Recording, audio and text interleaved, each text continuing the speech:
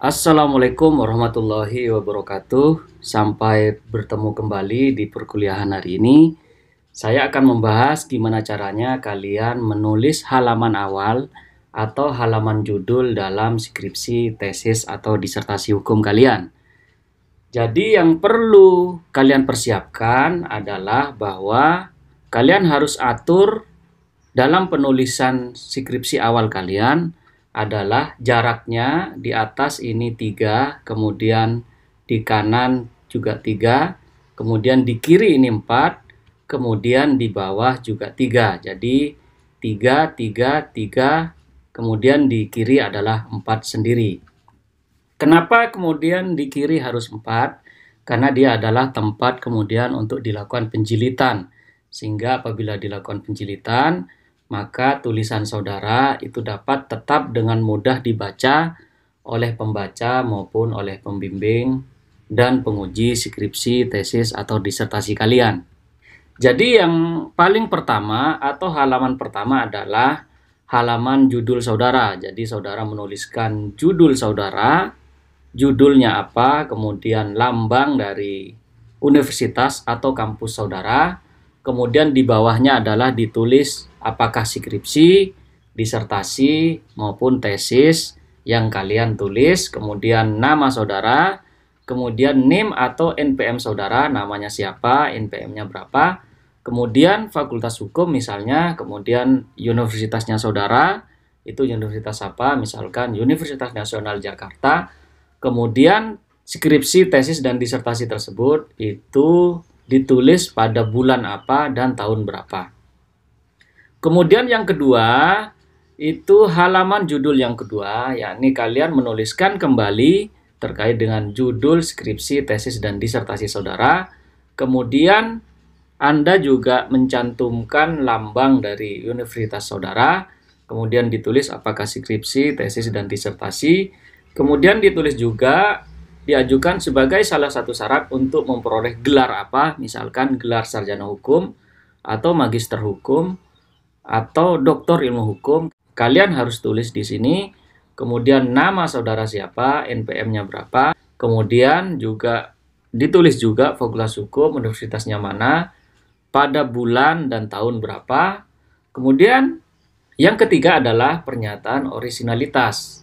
Pernyataan orisinalitas ini biasanya berisi skripsi ini adalah hasil karya sendiri dan semua sumber baik yang dikutip maupun yang dirujuk telah saya nyatakan dengan benar.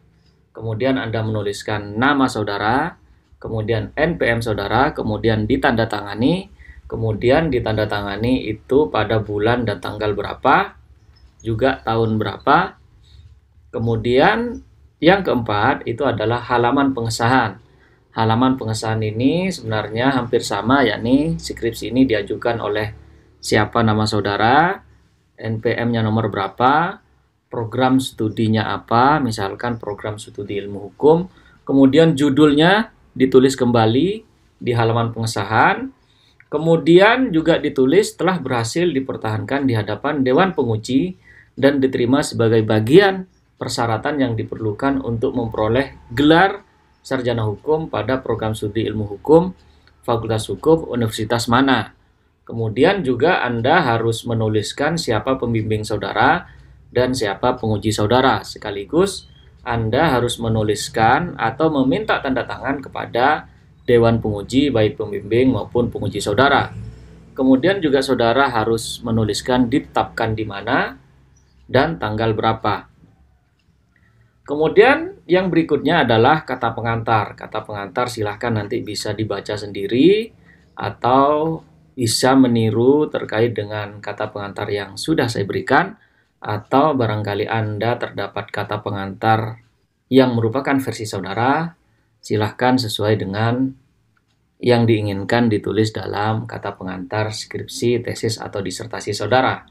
Kemudian yang juga sangat penting adalah Anda juga harus menuliskan halaman pernyataan persetujuan publikasi tugas akhir untuk kepentingan akademis. Biasanya itu berisi tentang nama saudara, NPM saudara, program studi apa, kemudian departemen apa, kemudian fakultas apa, kemudian jenis karyanya apa. Maka setelah itu Anda menuliskan demi pengembangan ilmu pengetahuan, menyetujui untuk memberikan kepada universitas apa, misalkan Universitas Nasional, hak bebas royalti non-eksklusif atas karya ilmiah yang berjudul, kemudian judulnya kalian tulis lagi apa, beserta perangkat yang ada jika diperlukan. Dengan hak bebas royalti non-eksklusif ini, Universitas Nasional Jakarta berhak menyimpan, mengalih media, garing memformat, mengelola dalam bentuk pangkalan data, dalam kurung database, merawat dan mempublikasikan tugas akhir saya tanpa meminta izin dari saya, selama tetap mencantumkan nama saya sebagai penulis, garing pencipta, dan sebagai pemilik hak cipta.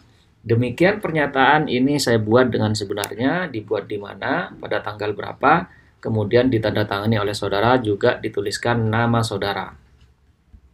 Kemudian yang tidak kalah pentingnya, Anda juga harus menuliskan abstrak terkait dengan tulisan skripsi, tesis, dan disertasi saudara. Jadi saudara harus menuliskan nama saudara, kemudian program studi saudara, kemudian saudara menuliskan judul saudara. Jadi abstrak ini itu biasanya, atau bagaimana caranya Anda ketika menulis abstrak, Anda harus menuliskan bahwa skripsi tersebut itu membahas tentang apa.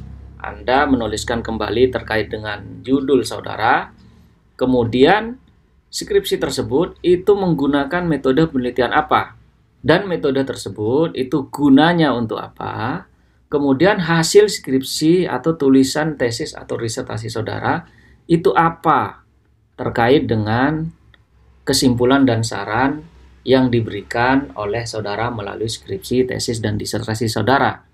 Biasanya abstrak ini ditulis di akhir setelah penulisan skripsi, tesis, dan disertasi saudara. Juga jangan lupa dicantumkan kata kunci.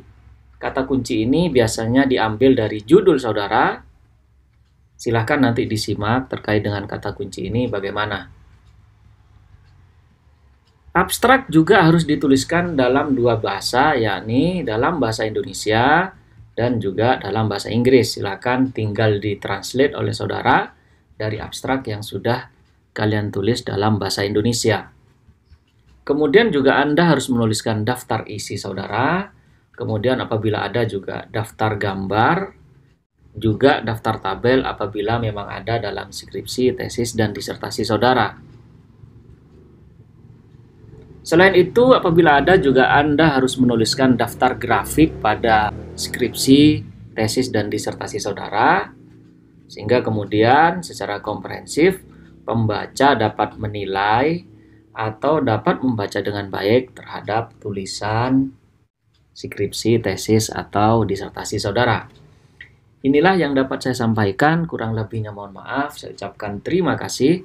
Assalamualaikum warahmatullahi wabarakatuh.